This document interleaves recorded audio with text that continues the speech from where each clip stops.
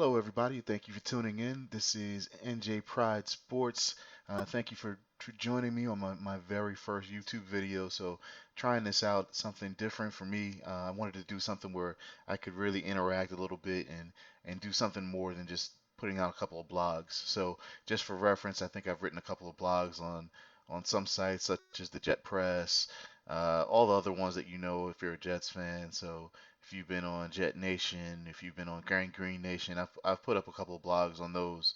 But I wanted to try something different, put out a YouTube video, and try to see what kind of feedback I got. So I'm not gonna sugarcoat it. If you're looking at the title, you can see my first post, my number one post is Jets fans suck, and I can say that from the bottom of my heart because I am a Jets fan, and I know Jets fans suck. Don't take that to heart if you're a Jets fan because I'm not speaking about everybody, but I am speaking about a couple of people. So before I go any further, I just want to be specific about who I'm talking about. All right, I'm not saying every set Jets fan suck, and I'm not saying that the fans that are really putting out a lot of negative, hate within the last week or so. I'm not saying they're terrible people, but there's just ideology that has shifted over the last couple of years, and I just felt like it was time for somebody other than the people that I've been hearing to speak up about it because everybody that I've been hearing has the opposite point of view than what I have. So either they have the wrong view or I do, or maybe we can meet in the middle somewhere. So I'm gonna segue this. I won't go as far back, in time as I could, but I'll just say I've been watching the Jets since the Bruce Coslet era, since Emmitt Smith was picked after we picked Blair Thomas. I've been a Jets fan since back then, which is basically 30 years or so. So there was a time I could point back at least even the 2004, 2005, going back like 15 years. We had a coach named Herman Edwards, and he used to say, you know, you play to win the game. And at the time when he said that, the Jets were out of the playoff contention, they were losing, and it was you play to win the game. And everybody was behind him. The city was behind him, the fans were behind him, reporters were behind him. It was a meme. It was something that everybody took to heart. And somewhere over the course of time, over the past 15 years, I don't know what happened, but we went from a city, from a fan base of you play to win the game to let's just do it as easy as possible. And I don't know, where that transition happened, but it's crazy to me. So I've been looking at videos, and I didn't want to post this on Sunday or Monday. I wanted to give it some time to think about it. So I've seen Rich Eisen put out, content every single day about, oh my gosh, the Jets, they beat the Rams 23-20 in a shocking upset, and now the Jets do not have the opportunity to draft Trevor Lawrence. Trevor Lawrence, Trevor Lawrence. Oh my God, Trevor Lawrence. He's the end all be all. He's the generational talent, and we should lose every game because if we don't draft Trevor Lawrence, our franchise is sunk. We're doing everything wrong. What happened. So it's not just Rich Eisen. It's I've as I mentioned, I'm on a lot of different websites. As probably you all are. So Gangrene Nation has mentioned this. Jet Press has mentioned this. Jet Nation has mentioned this. Even when I go on YouTube, Stephen A. Smith and Max Kellerman are talking about the Jets sabotage themselves. The Jets are stupid for winning a game. How could they do this? So when I first started to get all this negative feedback from all these different groups, I thought to myself, is it me that is, the outlier? Which maybe I am, and if I take the, the opposing point of view, and it's not the popular view, I'm fine with that. But I at least wanted to state my opinion and see if I'm the only one that felt this way. So I'm going to talk about something else in order to talk about the Jets. So the thing that this made me think about is that we live in a world in the United States where there's a lot of systems in place to help you out, right? So I'm gonna give you a few, or just to make a point here. So we have things like Medicaid, we have food stamps, we have government assistance, and we have those systems in place for if you need it, use it, absolutely use it. But if you don't need it, meaning you have the ability to work and support yourself. You have the ability to not use those things. The expectation is that you don't use those things. So in other words, use it absolutely 100% if you need it, but you shouldn't depend on it, and you shouldn't abuse a system that's created for those that do need it. this happens in real world, and a lot of people hate, regardless of your political leanings, if you're Democrat, Republican, whatever, people kind of hate it when people abuse systems that are meant to help you. And I'm just kind of wondering where we fell off from the sports world to the real world, because there's a real connection and a correlation between sports and life. In sports, it's the best rise to the top. In sports, it's if you try hard, you rise to the top. In sports, it's if you have the talent, you rise to the top. In sports, it is if you have the talent, you have the motive, the means, the opportunity, you have the drive, you will rise to the top. So in other words, sports is very applicable to life in a lot of ways, and I think that's why we like sports, is because it's the easiest correlation between we from the beginning product to the end product. In other words, we can see where you try hard, you succeed, and that's kind of where it is tied to life. We take our children, we take our families and our friends to games, and we support franchises. I support the Jets almost like they're a family member, not a close family member, but like a cousin or something like that. You feel like this is something that you think about. I think about the Jets, regularly. If you're a fan, you're talking about your team to your friends, to your family members. So it's almost a connection that's emotional, where I've had family members that have passed away that I'm not that close to, that it hasn't pained me as much as when the Jets have lost. Like when we missed a field goal in the playoffs, 15 years ago. That was more painful to me than other things that have happened in my life as a fan. So where I'm going with this is that in sports, you kind of want to look at that team almost as if you want to see them succeed the same way you'd want to see your cousin succeed. That's the way it used to be. So going back to the systems that we had in place, right? So I was talking about we want to use those things.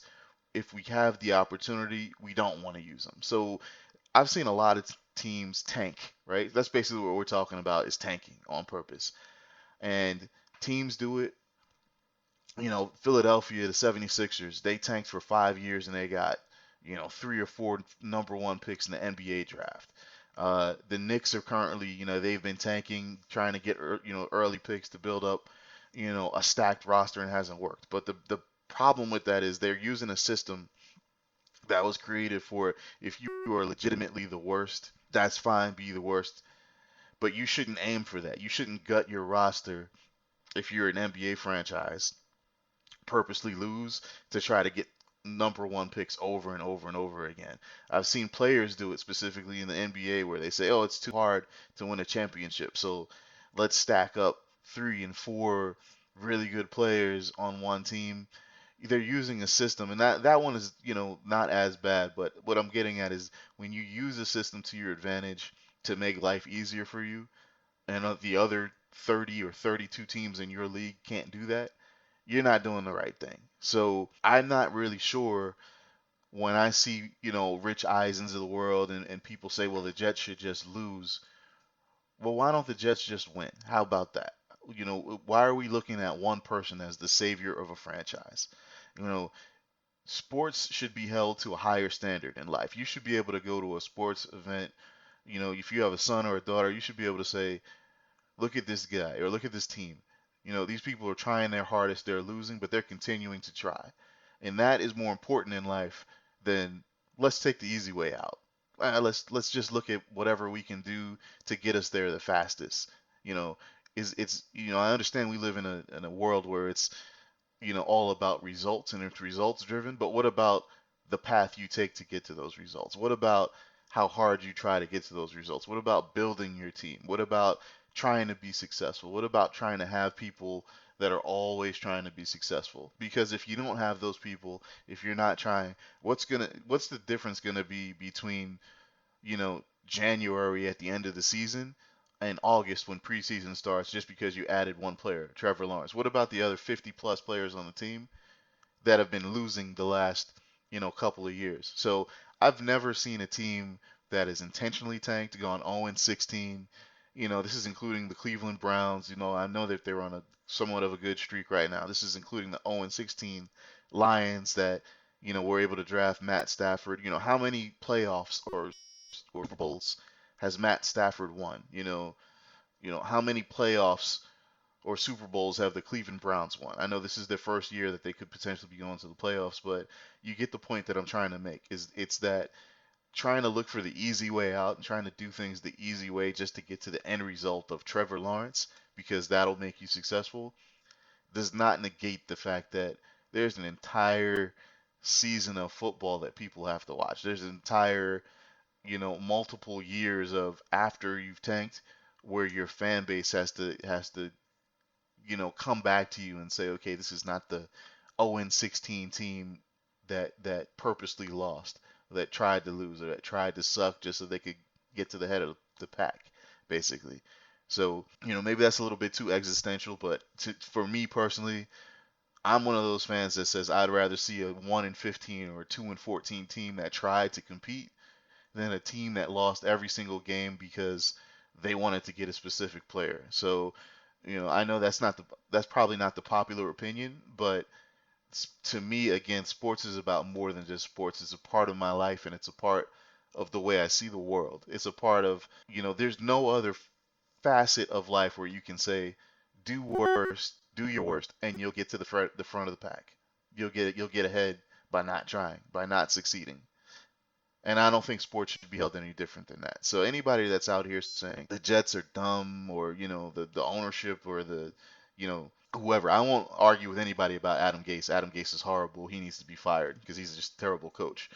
But the team as a whole, I personally get more joy out of seeing them win one or two games because over the past 30 years, there are benchmarks in my life, and I can say, okay, in this season, this was important. So it's more important to me. I get as much joy, looking back on this 5 years from now and saying, okay, I remember when they won this game or that game, than I would if Trevor Lawrence comes in. There's no guarantee that Trevor Lawrence is going to be great. There's no guarantee that Sam Darnold's going to be bad.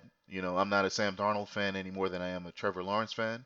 And if the Jets happen to lose out and the Jaguars happen to win and they decide to draft Trevor Lawrence, I'm absolutely fine with that. It's just the process of how they got to that point in life of the draft picks that they make. That's what matters to me. So, for anybody that's listening to this or watching this, there's there's a Chinese proverb. So now I'm getting really existential here, but the Chinese proverb says the journey is the reward. So Steve Jobs, some people think Steve Jobs made that. He didn't. It's a little bit older than him, but it just feels like we're in this year specifically, and in this day and age, somewhere between we play to win the game and today, it's now not the journey, it's now the reward. It's now about getting what you want, no matter what it takes in terms of how crappy you have to be, how much of you have to deviate from what is expected.